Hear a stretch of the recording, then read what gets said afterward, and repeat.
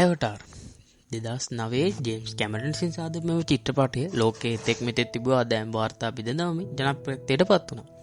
මෙහි ඇති VS graphics ගැන හැමෝම කතා කරාට මෙහි ඇති සැබෑ විද්‍යාවට අනුකූලව සාදා ඇති මෙම චිත්‍රපටය ගැන ආකාශ විද්‍යාව සහ ජීව විද්‍යාව ගැන කවුරුත් කතා කරේ නැහැ.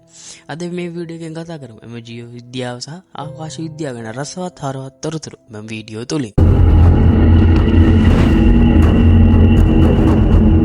කතා කරමු මේක තියෙන්නේ කොහෙද කියලා.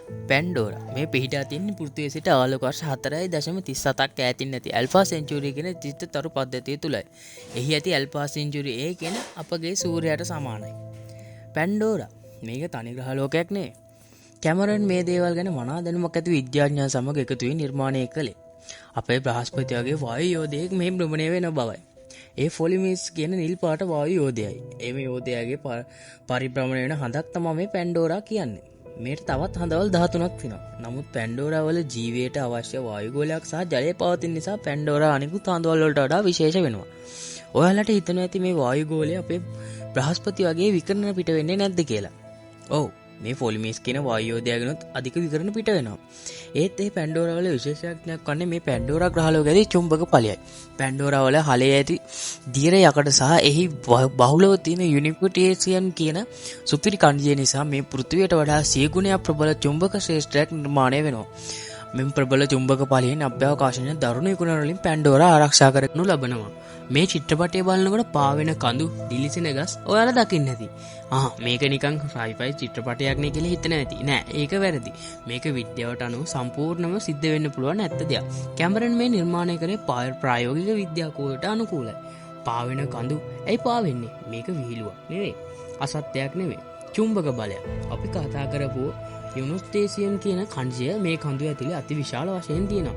මේ යුනොස්ටේනියම් කියන සුපිරි සංහායකය නිසා මේ මහා බලවත් චුම්බක ශ්‍රේෂ්ඨයන් එන්න මේ කඳු වලකටදී චුම්බක පාවීම කියන සංසිද්ධිය ඇති වෙනවා.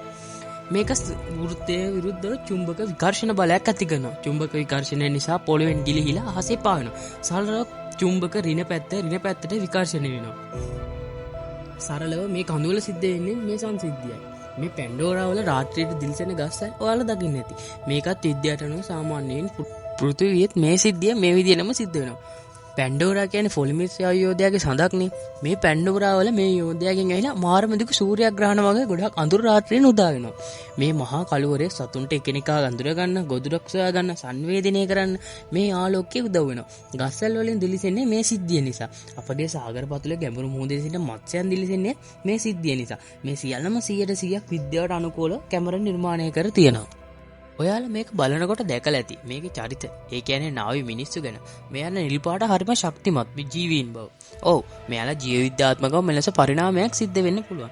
නාවියය නිල් පාට සයිකන් මෙල්තින් කියන වර්ණකයේ නිසා. මේ පැන්ඩෝරා පරිසරයේ නිල් පාට කොළ පාට ගස් නිසා නාවි මිනිසුන් පරිසරයේ සැඟවීමට පරිණාමයෙන් ලබා දුන් තෑග්ගක්. ඒ වගේම මෙයාලා ඇයි මෙච්චර ශක්තිමත් විශාල කියලා හිතිලා නැද්ද? ඔව්, මේ අය මෙලෙස පරිණාමය වී ඇත්තේ පැන්ඩෝරා වල අඩු ගුරුත්වාකර්ෂණයක් ඇති නිසා. පෘථිවියට වඩා කුඩා මෙම පැන්ඩෝරා තුළ ගුරුත්වය පෘථිවියට වඩා 120කින් පමණ අඩුයි. සරලව ඔයාගේ පෘථිවිය බල කිලෝග්‍රෑම් 80ක් නම් පැන්ඩෝරා වල බර කිලෝග්‍රෑම් 60ක් පමණ වේ. මේ අය මෙච්චර ශක්තිමත් මේ අයගේ ඇටකොටු සෑදී ඇත්තේ කාබන් ෆයිබර් වලින්. කාබන් ෆයිබර් වලින්? ඔව්, අමුතු වගේ වුණාට ඒක ඇත්ත.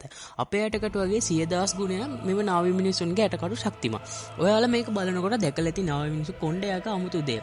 ඔව්, මේ නාවි ස්නායු මිලියන ගණනක එකතුවක්. මේකට කියන්නේ කුරු කියලා. මේ වගේ දෙයක් පැන්ඩෝරා සතුන්ගේ හැමෝගෙම තියෙනවා. විද්‍යාවට අනුව මේ වෙන්න පුළුවන් දෙයක්. මේ නාවි කුරුවක සතුන් සමග සම්බන්ධ වෙන්න පුළුවන්. මානසින් කතා කිරීමට පාලනය කරන්න පුළුවන්. මේ විද්‍යාත්මකව ඉතාමත් නිවැරදි දෙයක්. ස්තුතියි අද වීඩියෝ එකත් ඉවර වෙනකන් හිටියට. අද වීඩියෝ එකෙන් ඔයාලා මොන හරි ඉගෙන ගත්තා ඇති කියලා මං හිතනවා. channel එක subscribe කරලා නැත්නම් දැන්ම subscribe කරන්න. දැනුම සොයන පිපාසිත මේ යාළුවට මේක ෂෙයා කරන්නත් අමතක කරන්න එපා. ඇවටාර් චිත්‍රපට තුනම බලලා ඇති කියලා මම හිතනවා. ගිහින් එන්නම්. තවත් මේ වගේ ලස්සන වීඩියෝ එකක් අරන් එන්නම්. ජය වේවා. අදට සමු ගන්න.